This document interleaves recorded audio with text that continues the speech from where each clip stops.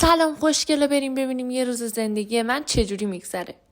اینجا منتظر بودم راننده شخصیم بیاد دنبالم.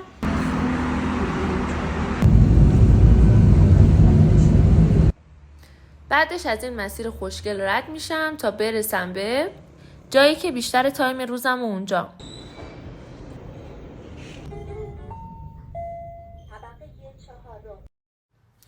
اینجا چون من خیلی لاکچری هستم دارم میزم رو تمیز میکنم. وسایلم رو یکی یکی خیلی خوشگل و تمیز و مرتب چیندم روی میزم، به خاطر اینکه قراره تا بوق سگ اینجا باشم، پس باید میزم مرتب باشه. از اونجایی که خواب مونده بودم و صبحانه نخورده بودم، اول از همه صبحانه‌مو خوردم. بعد دفتر ژورنالمو باز کردم ببینم اصلا چه کارایی رو باید امروز انجام بدم.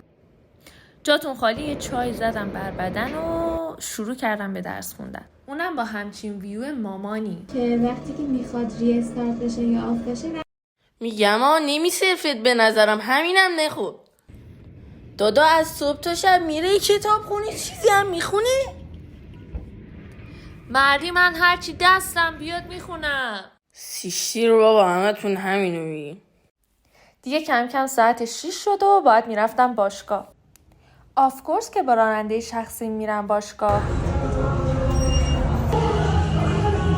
الحق که هیچی به اندازه شکنجه کردن شاگردان بهم کیف نمیده.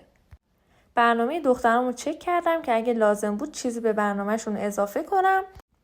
از اونجایی که تایم داشتم خودم هم یه تمرین پای ریز انجام دادم. تخم مرغ بعد تمرینم هم زدم توی باشگاه. دیگه راننده شخصیم که جای تعریف نداره، باهاش برگشتم خونه. مراقب خودتون خیلی باشین. تا ویدیوی بعدی، خدافظ.